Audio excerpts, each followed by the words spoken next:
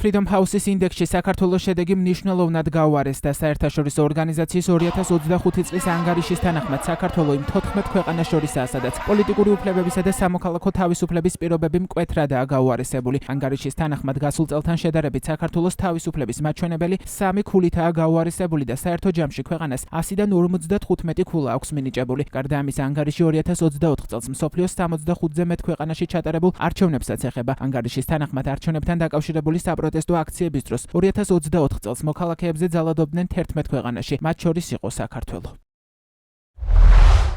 გლობალურმა არჩევნებმა თავისუფლებისთვის არაერთგვაროვანი შედეგები მოიტანა. ძალადობა იყო მთავარი თემა, რაც 27 ქვეყანას შეეხო იმ 66 ქვეყნიდან, სადაც არჩევნები ჩატარდა 2024 წელს. საარჩევნო ძალადობის ყველაზე გავრცელებული ფორმა იყო კანდიდატებზე თავდასხმა, რაც 20 ქვეყანაში დაფიქსირდა. მექსიკასა და სამხრეთ აფრიკაში ძალადობდნენ კრიმინალური ჯგუფები, რომლებიც ცდილობდნენ პოლიტიკური გავლენა მოეპოვებინათ. 14 ქვეყანაში არჩევნების დროს ადამიანებს თავს დაესხნენ საარჩევნო უბნებზე, რის გამოც ხალხისთვის ხმის მიცემა საშიში ან შეუძლებელი გახდა. არჩევნებთან დაკავშირებული საპროტესტო აქციების დროს მოქალაქეებზე იძალადეს 11 ქვეყანაში, მათ შორის საქართველოსა და მოზამბიკში, სადაც მთავრობამ მომიტინგეების წინააღმდეგ არაპროპორციული ძალა გამოიყენა.